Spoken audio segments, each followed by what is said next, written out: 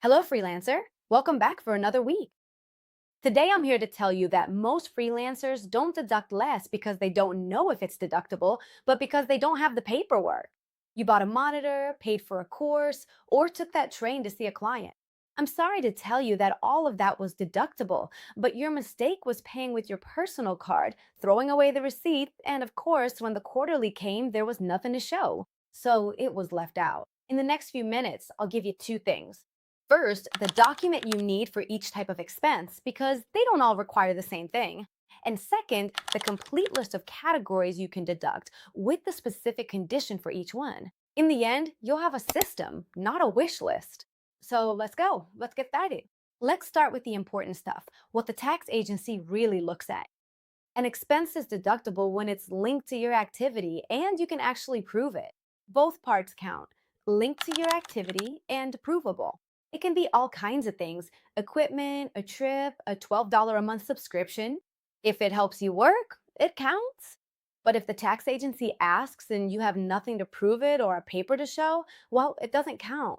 And this is the most important thing: deducting an expense that you can't later prove is much more expensive than not deducting it at all. They reject the deduction, and on top of that, you could end up paying up to 50% more in taxes than if you had never deducted it. Deducting without paperwork isn't being aggressive with your taxes, it's straight up gambling. Pay attention because now comes the part that almost no one explains well. Not all expenses require the same document. Here are three levels of proof. They go from the weakest to the strongest, and something that will save you a lot of time. A strong document can always replace a weak one and never the other way around. Let me explain. If the category asks for a receipt and you have an invoice, perfect. If the category asks for an invoice and you have a bank entry, that doesn't count. Let's start with the three-level pyramid. Level one, proof of payment. It's the most basic. Any record that shows who got paid, when, and how much. A bank statement or a card charge works, a PayPal, Stripe, or Wise transaction. Even the legal receipt you download from the bank and the PDF. The condition is that it must come from your account, not your partner's, a business associate's, or anyone else's, but yours. Level two, the receipt. One step up. It has the vendor's name, date, amount, and a basic description of what you bought. An important detail that many overlook here: the payment must be made by card, and when the document allows it, it should be reflected. Why? Because the receipt only says that someone bought something. The card says that the one who bought something was you. A receipt paid in cash is a paper with no owner. Level three, invoice. The most solid document and the only one that allows you to recover VAT. A valid invoice includes the following sections: vendor's name and tax ID, your full name and tax ID or foreigner ID, your fiscal or professional address, the invoice number and date, description of the product or service and the taxable base, VAT rate, VA amount, and total. The minimum requirement for it to be accepted is your name and an ID like the NIE or an address. But to reclaim the VAT, you're going to need all three: name, tax ID, and address. This is why an invoice from an Amazon order in your name without a tax ID won't work for a deduction. And this is a very common case. And now the million-dollar question: what do I keep and for how long? I'll tell you quickly. If the document is digital, keep the original file.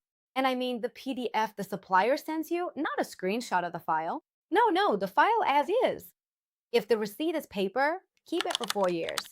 The tax office can ask for it in an audit, and that's the time frame they have to do it. And yes, thermal paper fades. The restaurant receipt from 8 months ago probably isn't readable anymore. Take a photo the day you go to that restaurant and upload it. And now let's go through the list of categories. For each one, I'll tell you the minimum document and the condition. Home and office, rent, proof of payment. The contract must be in your name, and you must work from home. Utilities, electricity, water, internet. The conditions get stricter here. You need an invoice. Same requirement: contract in your name and you work from home. Mortgage interest, the bank document for the mortgage and that mortgage in your name as before. Office space, if you rent a co-working space or an office, the receipt. Side note, look at the pie. For everything related to your home, the name of the holder is required. If the electricity contract is in the landlord's name or your partner's or the person you live with, you can't deduct it even if you pay for it. Moving on to insurance. General and professional liability insurance, proof of payment, the policy in your name, and related to your professional activity. Health insurance, proof of payment, policy in your name, but with a limit, up to 500 euros a year for each family member under 25. Moving on to travel and trips. Transportation, a receipt, and also proof that there was a work reason, an email, a calendar invite, or whatever. A trip, receipt, and again, proof that there was a professional reason. This is a typical mistake. You take the train and you keep the train ticket, and that's it. But that's not enough. You need the reason for the trip. The trick is easy. When you book, leave the meeting email or the calendar event in the same folder as the plane ticket or the train ticket. If the two go together, it becomes a deductible expense. Moving on to dining out. Receipt, professional reason, and payment by card. All three things without exception. If you pay for the meal with the client in cash, that expense no longer exists for tax purposes.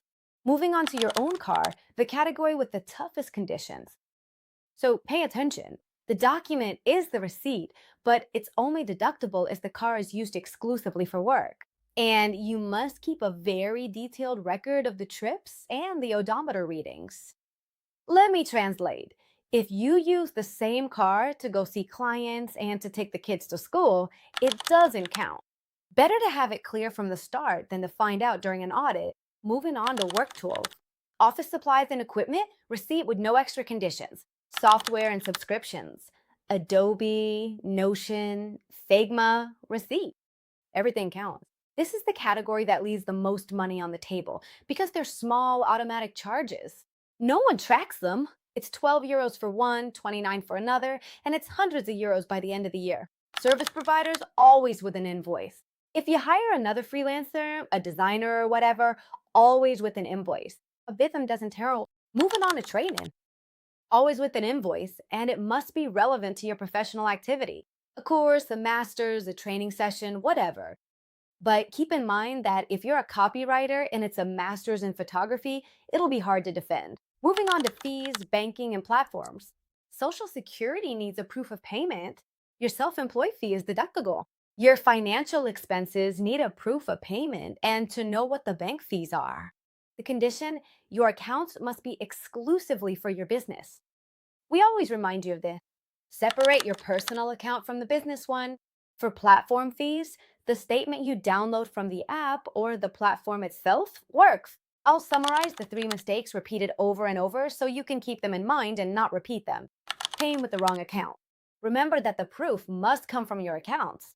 If your partner pays for the internet, this expense isn't yours, no matter how much you use it for work. Pay it from your business account. I'll say it once more. Separate your accounts. It's the decision that'll simplify all of this the most. Second mistake, saving the amount but not the reason. Transportation, travel, meals, everything needs it. Receipt and professional reason, always keep that in mind. Third reason, saving screenshots instead of the files themselves. If your provider sends a PDF, save the PDF. A screenshot is just a worse copy of that document you already had perfectly. Let's get to the practical part, because knowing all this, if you keep saving all your receipts in a glove box, is useless. The goal isn't for you to become organized and have everything in a little folder, but for the expense to reach your accounting automatically without you having to do anything. To not forget, the rule is simple. The expense is recorded the day it happens. Let's recap everything a bit so it stays well organized for you. To deduct an expense, it must be linked to your activity and it must be provable. The 2 indispensable ones. 3 levels of proof for that expense: proof of payment, receipt, and invoice. In that order. A strong one, like an invoice, replaces a weak one, like a receipt, and never the other way around. To recover the VAT, remember that 3 pieces of info are needed on the invoice: name, tax ID, and address. Home expenses depend on whose name the contract is in. And remember that none of these categories are a trick. They're expenses you're already paying. The only difference between deducting them or not is if you have the right paperwork and the right condition. If you have any questions at the end of the video, don't hesitate to write them in the comment box. And from here, we send you lots of encouragement and hope to see you in the next video.